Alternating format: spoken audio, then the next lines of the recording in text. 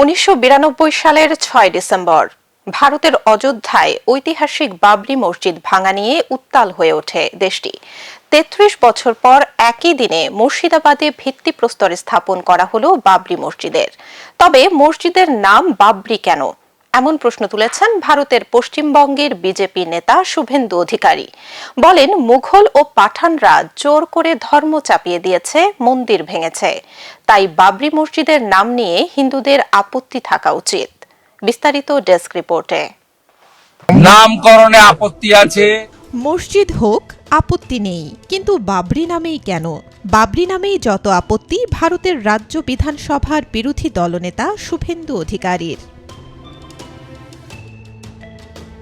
১৯৯২ সালের ৬ ডিসেম্বর ভেঙে ফেলা হয় ভারতের অযোধ্যার ঐতিহাসিক বাবরি মসজিদ, যাকে কেন্দ্র করে দেশজুড়ে দেখা দিয়েছিল ব্যাপক আলোড়ন। ৩৩ বছর পর একই দিনে ওই মসজিদের অনুকরণেই পশ্চিমবঙ্গের মুর্শিদাবাদে ভিত্তিপ্রস্তর স্থাপন করা হলো নতুন মসজিদের। নামও দেয়া হয়েছে বাবরি মসজিদ। তবে মসজিদের নাম নিয়ে আপত্তি জানালেন পশ্চিমবঙ্গ বিধানসভার বিরোধী দলনেতা শুভেন্দু অধিকারী। বলেন, বাবরের নাম নিয়ে ঘোর আপত্তি আছে তার।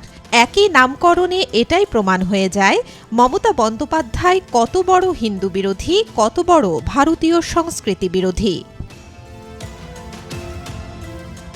সাংবাদিকদের প্রশ্নের জবাবে শুভেন্দু বলেন, হিন্দুরা মন্দির বানাবেন, মুসলিমরা মসজিদ বানাবেন, তাতে কোনো আপত্তি নেই, কিন্তু নামকরণে আপত্তি আছে। বাবরি মসজিদ নাম কেন?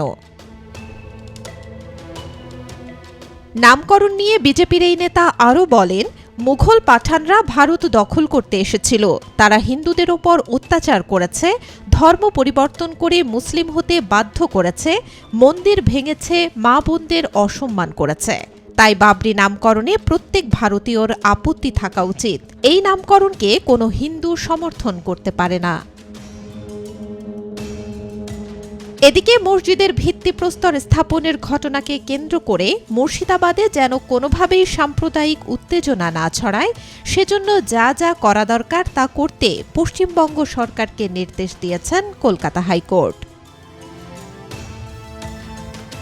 শনিবার মসজিদের ভিত্তিপ্রস্তর স্থাপন অনুষ্ঠানে রাজ্যের প্রায় সব জেলা থেকে সমবেত হন বিপুল সংখ্যক মুসলিম। অনেকের হাতে ভিত্তিপ্রস্তর তৈরির ইট দেখা যায়। আপাতত ৩০০ কোটির বাজেট ধরা হয়েছে মসজিদ তৈরিতে। জানা গেছে, মসজিদের সঙ্গে হাসপাতাল, স্কুলও নির্মাণ করা হবে। Desk report, B News 24।